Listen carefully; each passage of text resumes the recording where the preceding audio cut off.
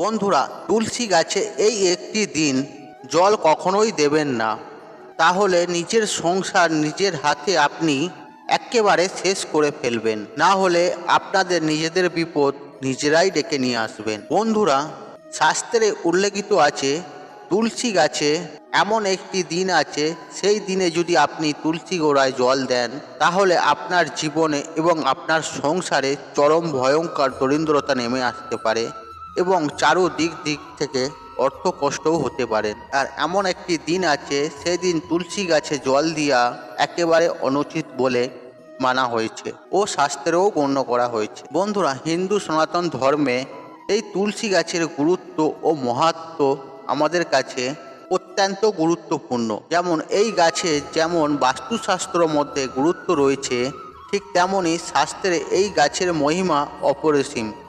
এই তুলসী গাছ যেই গৃহের মধ্যে থাকে, সেই গৃহের মধ্যে কখনোই অকাল মৃত্যু ঘটে না এবং শ্রীকৃষ্ণ সেই গৃহে সদা সর্বদাই বসবাস করে এবং সেই গৃহের মধ্যে শ্রীকৃষ্ণের আশীর্বাদ সব সময় থাকে। আর আমরা প্রত্যেকেই জানি এই তুলসী গাছের নিচে ৩৩ কোটি দেবদেবীর বসবাস থাকে। তাই বন্ধুরা, ভিডিওটি শুরু করা যাক। তবে ভিডিওটি শুরু করার আগে আপনাদের অনুরোধ করব, আপনারা যদি এই ভিডিওটি দেখে 1% উপকৃত হন, তাহলে ভিডিওটি বন্ধু বান্ধব আত্মীয়জনদের সাথে শেয়ার অবশ্যই করবেন এবং আপনি যদি আমার চ্যানেলে নতুন হয়ে থাকেন, তাহলে চ্যানেলটি অবশ্যই সাবস্ক্রাইবার করবেন, কারণ এই রূপ নিত্য নতুন ভিডিও সবার আগে দেখার জন্য।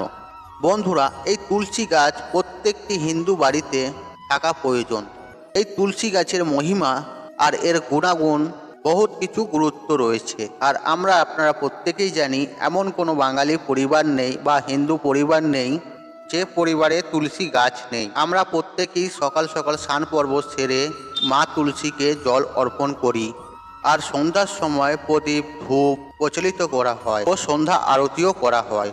এবং এর পাশাপাশি যে গৃহের মধ্যে তুলসী গাছ থাকে, সেই গৃহে অশুভ শক্তির আগমন কখনোই ঘটে না এবং সেই গৃহের মধ্যে বাস্তু দোষ কখনোই হয় না বা থাকে না। বাস্তুর বাইরে যাবতীয় নেগেটিভ শক্তি এই তুলসী গাছ আমাদেরকে রক্ষা করে আর পরিবারে সুখ শান্তি, রোগ ব্যাধি, আর্থিক সচ্ছলতা থেকেও আমাদের রক্ষা করে। শাস্ত্রে বলা হয়েছে, মা তুলসীকে শ্রদ্ধা মনে যদি স্মরণ করেন বা নিত্য মা তুলসীকে জল অর্পণ করেন বা রোজে তুলসী গাছের দর্শন করেন, সেক্ষেত্রেও আপনার জীবনে অনেক প্রকারে ছোটোখাটো সমস্যা দূর হয়ে যাবে এবং আপনার জীবনে ছোটোখাটো পাপ মুক্তি পাবে।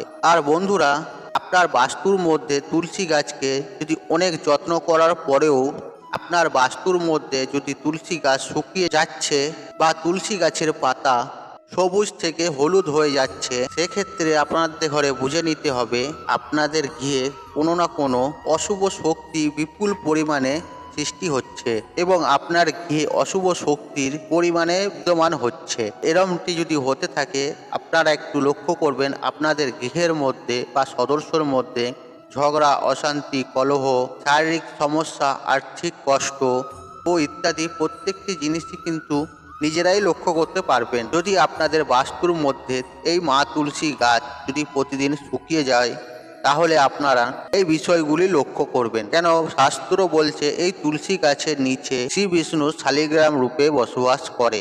যেই বাস্তুর মধ্যে এই তুলসী গাছ খুব ভালো থাকে ও সবুজ থাকে, সেই সংসারের সদস্যদের জীবনে সুখ শান্তি সমৃদ্ধি সবসময় বজায় থাকে। আর বাস্তুশাস্ত্র মতে এই তুলসী গাছ এই পূর্ব দিকেও তুলসী গাছ লাগাতে পারেন। যদি পূর্ব দিকে জায়গা না থাকে, উত্তর পূর্ব দিকে লাগানো উচিত বা লাগাতে পারেন। যে গৃহে তুলসী গাছ রয়েছে, সেই গৃহের প্রত্যেকটি সদস্যকে, বড় থেকে নিয়ে বাচ্চা থেকে নিয়ে, সকালবেলা তুলসী গাছে জল দেওয়া উচিত। আর সন্ধ্যা আরতির সময় শুদ্ধ ঘিয়ের প্রদীপ তুলসী গাছের গোড়ায় প্রচলিত করা উচিত। আর একটা কথা সবসময় মনে রাখবেন, চন্দ্রগ্রহণ, সূর্যগ্রহণ, দ্বাদশী, একাদশী, অমাবস্যা, পূর্ণিমা এই দিনগুলিতে তুলসী গাছে ভুলেও হাত দেবেন না বা তুলসী পাতাও ছিঁড়বেন না বা তুলসী পাতাতেও হাত দেবেন না। অর্থাৎ গোধূলি হয়ে যাওয়ার পর বা সন্ধ্যা হয়ে যাওয়ার পর এই তুলসী তলায় হাত দেওয়া একেবারেই উচিত নয়। এতে সংসারে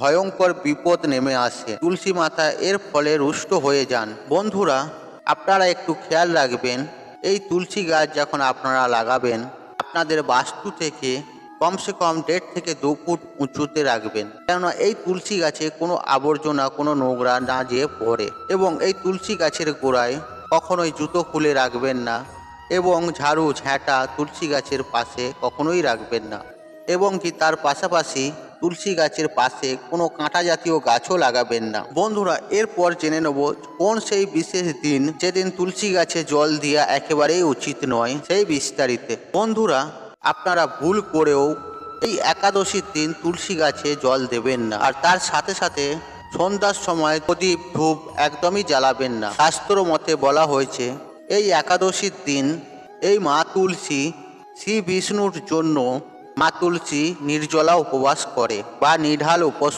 করে। বন্ধুরা, ভুলেও যদি আপনারা এই দিন তুলসী গাছে জল অর্পণ করেন, এতে মা তুলসী অত্যন্ত রুষ্ট হয়ে যান এবং রাগান্বিতও হন। বন্ধুরা, যদি আপনারা এই ভুলটি করে থাকেন তাহলে আপনার জীবনে নেমে আসবে চরম আর্থিক কষ্ট, ভয়ঙ্কর দরিদ্রতা বা মহা সংকটও নেমে আসতে পারে চারদিক থেকে, বা নানান দিক থেকে সমস্যায় জড়িয়ে যেতেও পারেন। এবং তার সাথে সাথে আপনার গৃহের মধ্যে সদস্যদের রোগ ব্যাধি জ্বালা যন্ত্রণা নিত্য সঙ্গী হয়েও উঠতে পারে। তাই বন্ধুরা, ভুল করেও এই একাদশীর দিন এই মা তুলসীকে জল কখনোই অর্পণ করা উচিত নয়।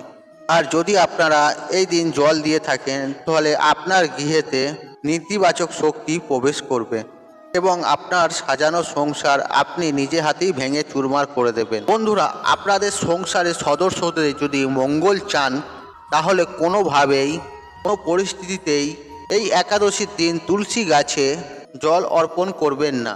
আর যদি আপনারা ভুলবশত অর্পণ করে থাকেন তাহলে আপনার জীবনে এবং আপনার সংসারের সদস্যদের জীবনে অর্থনৈতিক কষ্ট, রোগ জ্বালা লেগেই থাকবে। তাই বন্ধুরা, আজকের মতন বিদায় নিলাম। আশা করি ভিডিওটি দেখে উপকৃত পেয়েছেন। তাহলে ভিডিওটি একটি শেয়ার করুন, একটি কমেন্ট করুন, একটি লাইক করুন এবং আত্মীয়জনদের সাথে শেয়ার অবশ্যই করুন। মনে রাখবেন, আপনার একটি শেয়ার অনেক মানুষকে উপকৃত করে তুলতে পারে। আর আপনি যদি আমার চ্যানেলে নতুন হয়ে থাকেন তাহলে চ্যানেলটি অবশ্যই সাবস্ক্রাইব করুন এবং পাশে থাকা নোটিফিকেশনটা অন রাখুন, কারণ এই রূপ নিত্য নতুন ভিডিও সবার আগে দেখার জন্য। ঈশ্বর আপনার মঙ্গল করুক। আপনি ভালো থাকুন, সুস্থ থাকুন ও নিরোগ থাকুন। হরে কৃষ্ণ কৃষ্ণ কৃষ্ণ হরে হরে।